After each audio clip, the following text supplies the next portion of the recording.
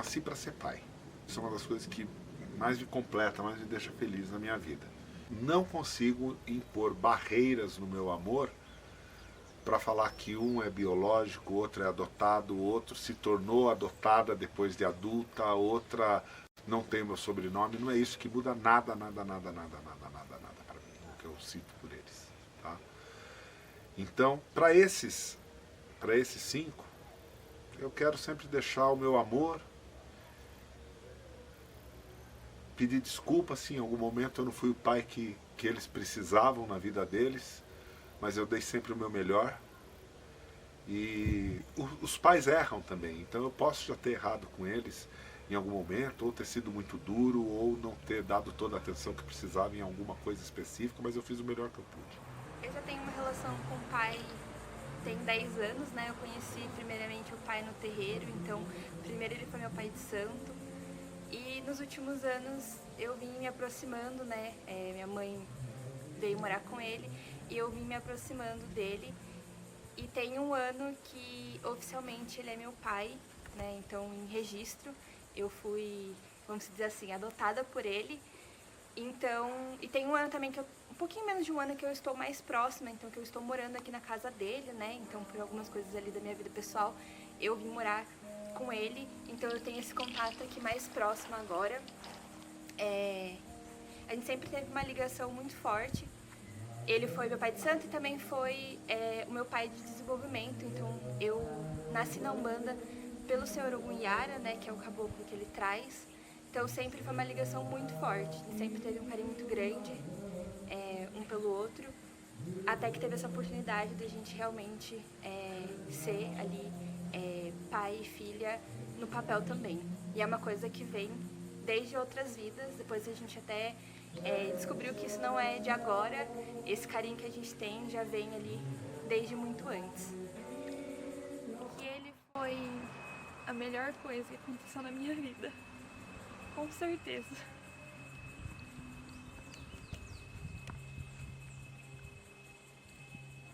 Eu sempre quis ter um pai presente que me amasse. E ele com certeza é uma das pessoas que mais me ama. Com os meus filhos de santo, os filhos de santo, eles também, algumas vezes, com o tempo, com o número de anos que nós estamos juntos, eles criam uma ligação tão grande conosco que também às vezes até transcende o dia a dia que você tem com seus filhos da sua vida particular, né? Então, eu demorei muito para conseguir me conectar com o pai, por bloqueios meus mesmo, por eu ter perdido meu pai muito cedo. Eu não tinha uma figura paterna e eu acho que o nosso elo, a nossa relação se fortaleceu aqui, porque ele não podia demonstrar quem ele era. Ele tinha uma armadura e aqui ele foi livre e eu vi o quanto ele era uma pessoa incrível, de um coração honesto e gigante, cheio de amor para dar pra gente. E hoje eu vejo ele não só como o meu pai de santo, eu vejo ele como o meu pai, que quando eu preciso eu tenho um abraço, uma palavra amiga, e não sei explicar, mas eu amo o meu pai de santo. todos que um dia já me chamaram de pai e já foram meu filho de santo, eu gostaria que vocês estivessem aqui. Eu não sou um pai de santo que tem prazer em falar, puxa, graças a Deus que foi embora do terreiro, isso daí é livramento. Mais que o momento que a gente, que levou a pessoa a sair do terreiro, possa ter sido um momento um pouco desgastante, a pessoa tenha saído do terreiro talvez chateada comigo, talvez eu tenha ficado também chateado com a pessoa naquele momento, mas meu amor, eu sou esse trovão, eu sou essa pedreira arrebentando de Xangô. Na hora a gente fica bravo, tudo, mas depois a gente quer abraçar, sabe? Onde eu vejo que eu errei, eu quero pedir desculpa e vamos adiante. Onde você errou, nem lembro mais, deixa pra trás essa bobagem e vamos só ser felizes e seguir a vida. Esse é o meu jeito de ver as coisas, sinceramente. Você vai ficar guardando assim um ressentimento numa existência em terra tão curta e ao mesmo tempo uma existência tão longa espiritual. Você vai querer guardar isso por quanto tempo? Que a maior virtude de um médium é atingir esse nível espiritual. Porque a humildade é algo que a gente tem que praticar todos os dias. Então a gente aprende a ser humilde, como?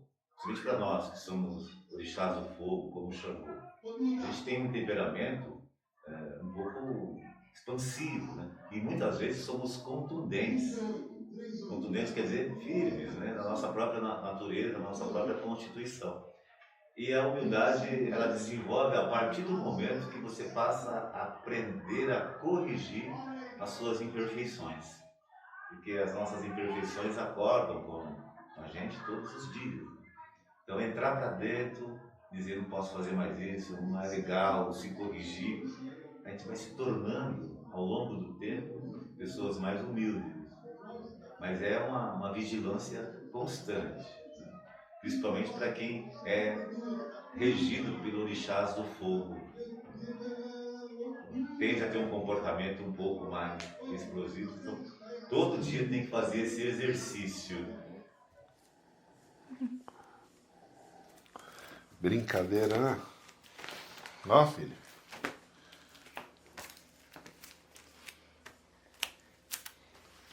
Tem imagem aqui, ó. Tocando violão, né? Vai fazendo um show do Elvis aqui.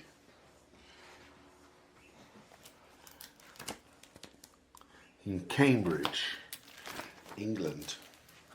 Ah, aqui eu tocando violão. Tá vendo? A música me acompanha. E claro, quando se trata de referência musical e também na vida, por que não? Um grande mestre foi o meu querido professor Hilton Jorge Valente, o Gogô, um dos maiores pianistas brasileiros, um dos maiores músicos brasileiros, arranjador, maestro, professor da Unesp, Unicamp, uma pessoa inacreditável, um conhecimento de choro, bossa nova, jazz, foi pianista do Dick Farney por 10 anos, tinha uma relação com Johnny Alf, Tom Jobim, Carlos Lira, Roberto Menescal. Foi o momento da minha vida. Estive com o Gogô por quase 10 anos no papel de aluno e foram as melhores quintas-feiras que eu tive na minha vida. Demorava 2 horas para atravessar de São Roque até o bairro da Vila Mariana, onde ele morava, para ter 1 hora de aula, mas valia cada minuto. Depois a gente foi pegando uma amizade e essa 1 hora de aula virava mais boas horas de bate-papo sobre música, sobre a vida. Uma vez ele me deu uma coleção de discos que eu guardo até hoje com muito carinho. Escuto, aprendi muita coisa com o Gogô. Foi uma pessoa que marcou demais a minha história. Para mim, o pai, além de ser meu pai de santo, também é um pai para mim lá fora. Eu tenho meu pai, né, de sangue, a gente tem uma ligação muito especial.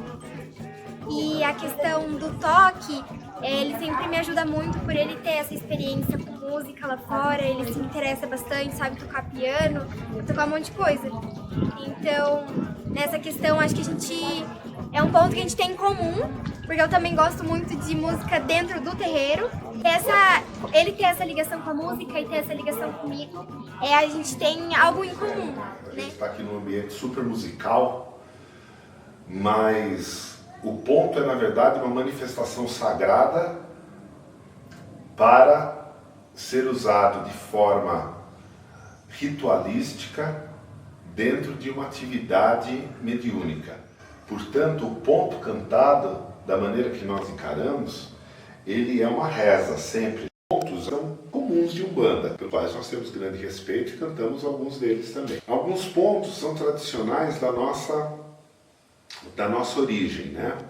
Templo Guaraci, Templo Itarubá, pontos lindos que só conhece quem tem vivência nesses terreiros. E eu não esperava, né? Queria, lógico, tinha esse desejo, mas eu não esperava que em algum momento nós também tivéssemos pontos no Templo das Águas Claras, sem esforço nenhum. Um dos meus filhos, chamado Marcos, que tem uma vivência como compositor, tem uma vivência de samba, tem uma vivência então de coisas que estão ligadas a essa africanidade também. Ele já tinha essa vivência e ele me falou: pai, eu estou com uma ideia aqui de um ponto, não sei se o senhor concorda, se o senhor acha que faz sentido, não faz? Eu falei: o que? Isso é maravilhoso. E a partir dali as coisas começaram a fluir. Cada ponto acaba vindo de um modo diferente. Tem alguns que, por alguma necessidade, e aí nós trabalhamos em cima, e alguns é puramente intuitivo. A letra vem junto com a melodia e tudo vai aparecendo na cabeça de uma vez. Muitos dos nossos pontos eu fiz em contato com água. Isso é uma coisa. Então, no banho, nadando, então tem essa conexão bastante, mas não tem uma preparação. Desde o primeiro ponto foi muito intuitivo, né? O primeiro ponto veio com uma intuição de faz um também. E aí nessa do faz um também, na primeira a gente não escuta, na segunda a gente não escuta, na terceira a gente, tá bom, vai, vamos fazer.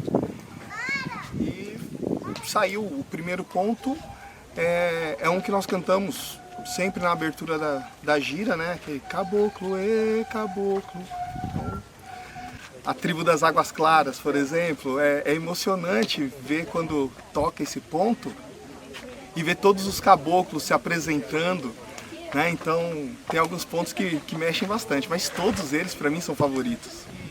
Todos esses pontos que eu sinto que tem que mandar na hora, o pai faz o mesmo e fala assim, ó, filho, já coloca no grupo dos Ogãs agora. É engraçado essa conexão, porque parece que tem alguns pontos que vêm para entrar no repertório agora. Tem outros que não, tem outros que têm um tempo de maturação, alguns que são preparados por conta de festas, né? Então, para essa festa, nós temos 2 pontos novos, né? Um que foi feito há 2 dias atrás, né? Alguns dias atrás. Eu não teria desenvolvido esse dom se não fosse pelo incentivo dele, né? Em outras oportunidades, não relacionado à religião, mas à composição, eu não encontrei apoio e justamente por isso acho que foi morrendo um pouquinho, né? E aqui não, aqui desde o primeiro ponto o pai veio estimulando e tem uma frase dele que foi muito legal, logo no primeiro ano, quando nós percebemos que vários pontos estavam vindo, ele chegou e falou assim, filho, não para, o que aparecer você escreve, você grava, quem sabe até dezembro nós temos 40 pontos. E eu falei para ele, que isso pai, 40 pontos é muita coisa. E nós finalizamos o ano com 41 pontos. Então isso para mim ficou bem marcado. Hoje já temos aproximadamente 110 pontos. Todos eles escritos, gravados, fora os rascunhos que estão aí pelo meio do caminho.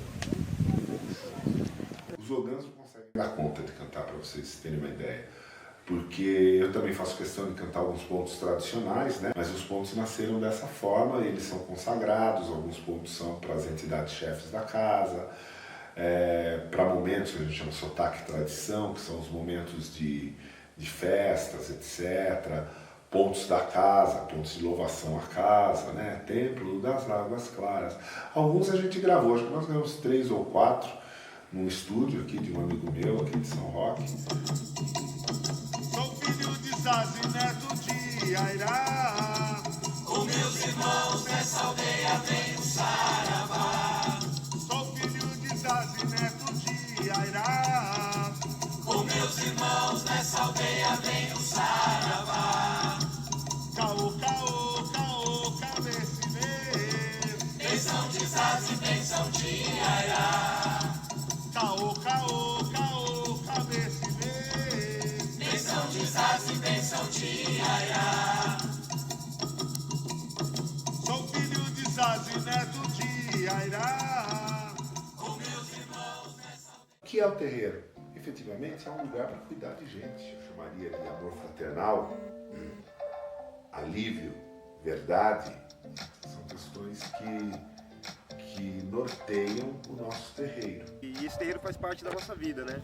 Estar aqui, cuidar de pessoas, trazer esse desenvolvimento pessoal que traz a mediunidade, que traz você conhecer novos caminhos dentro da Umbanda é demais. Que ninguém é para sempre. O momento que eu não esteja mais aqui em terra, eu espero que no Templo das Águas Claras a gente consiga transpor essa dificuldade e o terreiro continue em pé. Não consigo imaginar e eu não quero imaginar sem ver o terreiro sem o Baba. E aí entra o papel do tal do terreiro escola. Além desses 3 cursos, que são a nossa base de estudo, eventualmente temos também a escola de Ogãs. Com essa estrutura espiritual agora, nesse caso, então, aí tem condição para ter 3, 4, 5 dias. Eu procuro me inspirar muito no pai Edilson, no tocante à proximidade com os filhos, a estar junto de todo mundo, a conversar, a deixar claro que eu sou aqui mais um. Quem manda mesmo no terreiro é o senhor Ogunhara e seu Hector, entendeu? Eu sou só o caseiro aqui. É uma sensação de pertencimento, né? Tipo, já achei um lugar onde tudo faz sentido.